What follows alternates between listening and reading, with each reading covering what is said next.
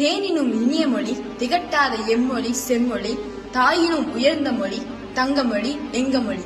தமிழ் மொழிக்கு முதல் வணக்கம், அவையோருக்கு மறு வணக்கம். நான் வீழ்வேன் என்று நினைத்தாயோ? ஆம், வீழ்வேன். ஆனால் எழுந்தே தீருவேன். நமது வெற்றி நேர்கோட்டில் உயரப்போவதில்லை. யாருமே வீழாமல் எழுந்துவிடப் போவதில்லை. வீழ்ந்தால்தான் எழுச்சி. எவன் ஒருவன் இழப்புகளை ஏற்க தயாராக இருக்கிறானோ அவன் வீழ்ந்தாலும் எழுவான். இழப்புகளை ஏற்க மறுப்பவன் வீழ்ந்தே கிடப்பான்.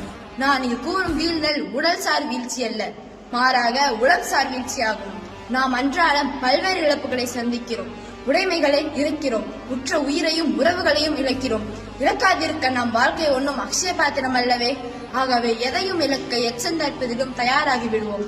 வீழ்ந்து எழுவதற்கான காலம் ஒவ்வொருவருக்கும் வேறுபடும். அது அவரவர் மனோபாவம், நெகிழ்வுத்தன்மை, உள ஆரோக்கியம் போன்ற புலம்சார் அம்சங்களை பொறுத்தது. ஆனால் வீழ்ந்தவர் ஒரு நாள் சுயமுயற்சியில் எழுந்தே தீர வேண்டும்.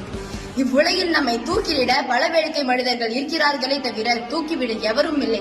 ஆகவே உன்னை நீ நம்பு, இழப்புகளை ஏற்க பழகு.